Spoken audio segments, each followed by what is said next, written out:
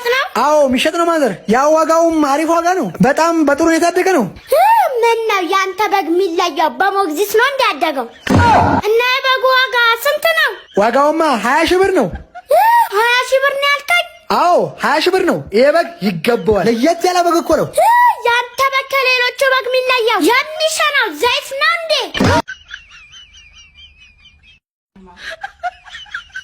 ሰላም አሉ ማዘር። ምን ፈልገው ነው? እኔማ የመጣሁት የኔ ልጅ መታወቂያ ፈልጌ ነው። ስም ከናያቱ ይንገሩኝ። የኔ ልጅ መታወቂያው የኔ ነው እንጂ ሀያቴ የሚጠቀምበታል እንዴ? ይኸው መታወቂያው ማዘር። እኔ ኢትዮጵያዊ አይደለሁም እንዴ? እንዴ ምን ነው ማዘር? እንዴት ዛሬውኑ ትሰጠኛለህ? ለማንኛውም ኢትዮጵያዊ 3 ወር አመላልሰህ ስጠኝ እንጂ።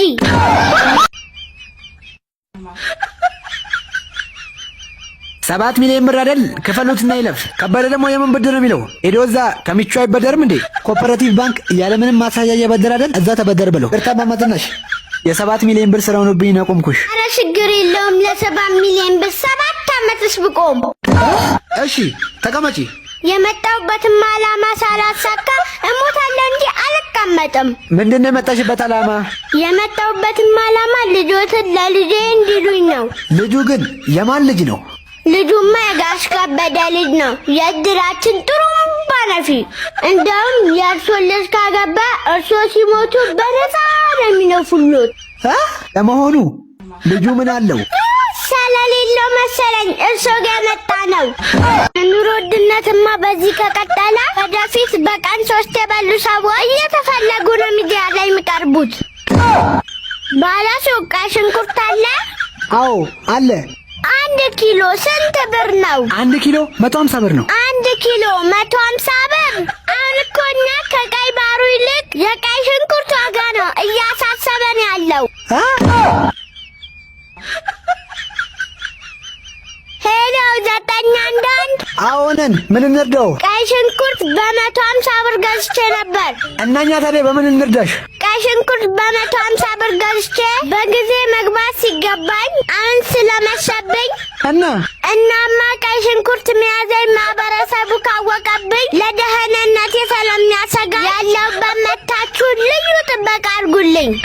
ለካ እኔን ሁለተኛ ሚስት አግብቶብኝ ነው ችላለ። ዛሬ ብቻ ይምጣ ወደ ሀገሬ መሄድ ነው ፈልገው። ወዷ ባለቤቴ ኪያዬ፣ ሁሉ ነገር እኮ ነሽ፣ መጣውልሽ። ስንተኛው ባለቤትክ ነኝ? እኔ ለሁለተኛ ሚስት ጫልቱን እንዳገባ ሰምቻለሁ። አረ ጫልቱ እኮ ሚስት አይደለችም። እና አያት ናቸው። እኔ ከአንተ ጋር መኖር አልፈልግም። ቤተሰቦቼ ጋር መሄድ እፈልጋለሁ። መሳፈሪያዬን ብቻ ስጠኝ። እሺ ያው ምንድነው ይሄ? ይሄማ መሄጃ። ኧረ እባክህ እምልሻስ። ሰላም አሉ ጋሽ ከበደ፣ ቀበሌያችን ከንቲባ። በጎ ነኝ። አረፍ በሉ። እውነት እርሶ ጥሩ ሰው ኖት? እንዴት? እኔማ ቀበሌ እንደለመዱ ጠይቆ ስመጣ ነገኑ እያሉኝ እንዳያግሏሉን ፈርቼ ነበር። እውነቴን እኮ ነው ጋሽ ከበደ። የኢትዮጵያን ሕዝብ 20 ዓመት ሙሉ ያጠራቀመውን ትግስት ቀበሌ አይደል እንዴ መጥቶ የሚጨርሰው? ኧረ እማማ ዝናሽ ባኮቶኝ፣ በጣም አሞኛል። እና ደሞቱን ተመረመሩ?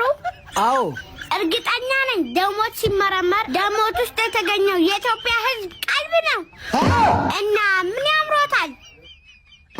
እኔማ ስጋ ያምረኛል። ስጋ? እኔ ያመጣሁት ስጋ?